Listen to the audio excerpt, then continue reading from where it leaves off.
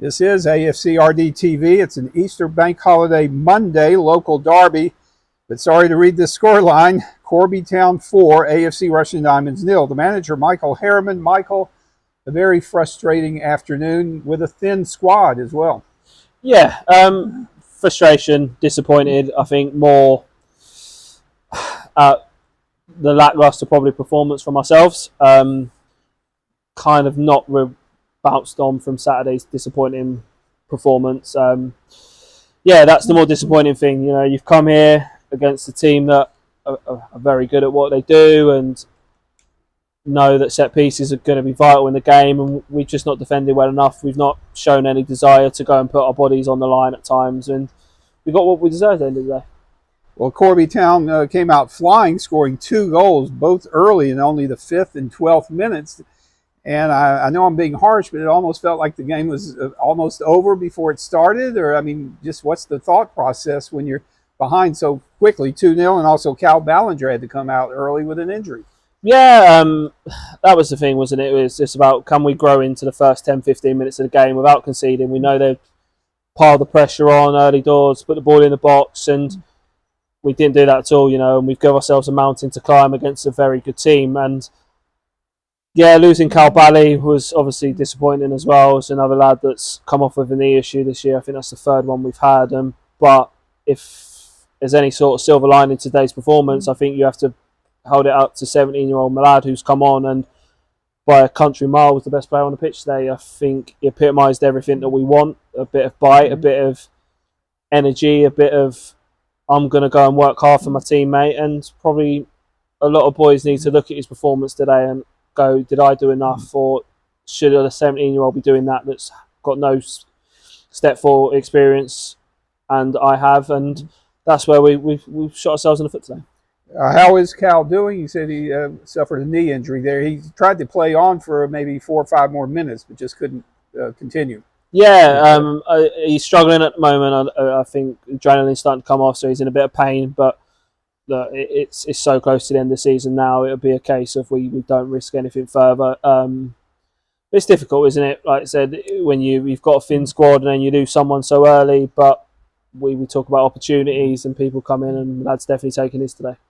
And like you were just saying, Michael, Malad Asani, I'm sure the last thing he expected to be doing today was playing almost 70 minutes of the match. And so you had to be proud of Asani for his performance today. Ever so proud. He's been fantastic. He's been in and around the boys all season, and he's really come on. He's really learning. And like I said, he was different class out there.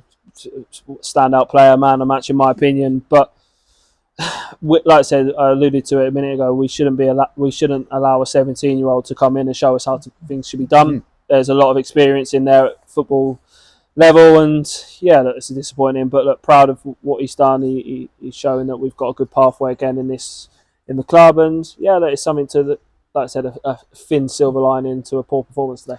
Did it cross your mind in the second half to maybe make another substitution or two with Chaz or Badim, or you didn't want a chance putting even 2 youngsters? It's difficult, isn't it? You know, the quality that Corby had, you're trying to keep as many of your more experienced players on there and just try and, I said, not concede as many more as what we probably did already. But look, it's disappointing because we wanted to get all the boys on, and they thoroughly deserve to be part of this squad. And sometimes that's just football, unfortunately. I'll try to be positive. After it was so quickly 2-0 Corby Town, Diamonds did settle into the match and kept it to 2-0 at halftime. But by the second half, it was more damage control, just to at least keep the score low. Yeah, look, it's how it kind of panned out, wasn't it? And so we grew into the end of the first half, but I think that some probably comes to Corby probably taking their foot off the gas a little bit. And I think the quality that the players they brought on, probably looking at one eye in the playoffs in a couple of weeks' time. You know, can they get in that starting side? So they've come on with a bit of a purpose to them, a bit of bite about them, and I said trying to stake their claim in their team. And we just, I said, we give ourselves a mountain to climb. We're tiring out. A lot of, like I said, 2 games in 2 days is difficult for these boys, but it don't take away the overall performance, which was poor. And full credit to Corby. They done what they needed to do, and they won a game. So it'll be, yes, the season finale on Saturday back on the Hayden Road, Long Eaton United. Should we throw caution to the wind and maybe throw out some different formations or shapes, or just your thought process going into the season final?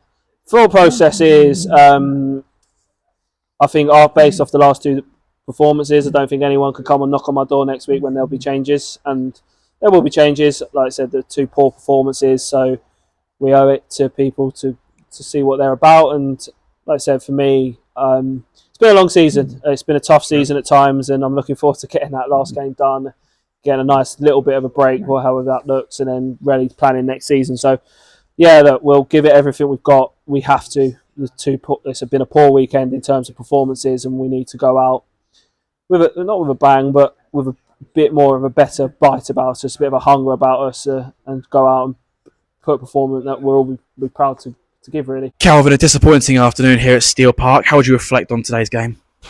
Disappointing. We obviously knew it was a tough task coming here. They're a good side. They're second for a reason. We obviously had, we were lower numbers. We had 11 lads, and then the under 18 lads that deserve to be with us. They deserve to be in the squad. But it's a tough ask for them away here.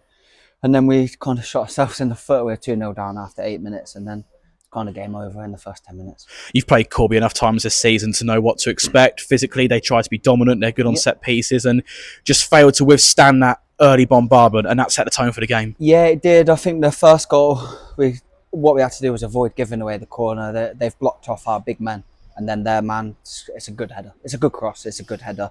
There's not a lot we could have done to stop that, I don't think, but avoiding the corner would have been the best way.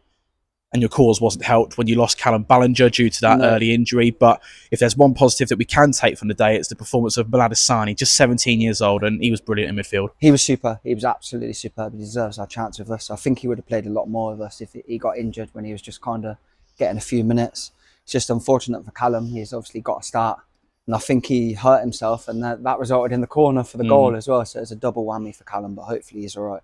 But like you say, Milad was superb. He added a bit of bite in there with us for us. I suppose your role as one of the senior players and Blue and the like as well, it becomes even more important when you go 2-0 down. How do you approach the game at that point? Just to not let it get to 3. Just keep it as 2 and stay. I think we did. I think we changed the formation. Obviously got Cairo wide and Ethan came in with me and Milad, and I think we competed. I think we were better.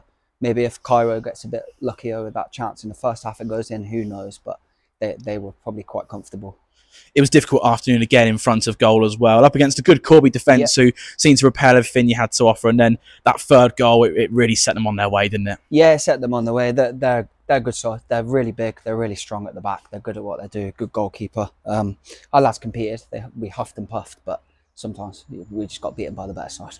And the fourth goal as well, it must have been a real frustration because you were trying to see the game out at 3, and then it has a bit of a bad look to the scoreline. Yeah, it does. 4 makes it look a lot worse than maybe it was, but it looked offside as well. It looked, even their players thought he was offside.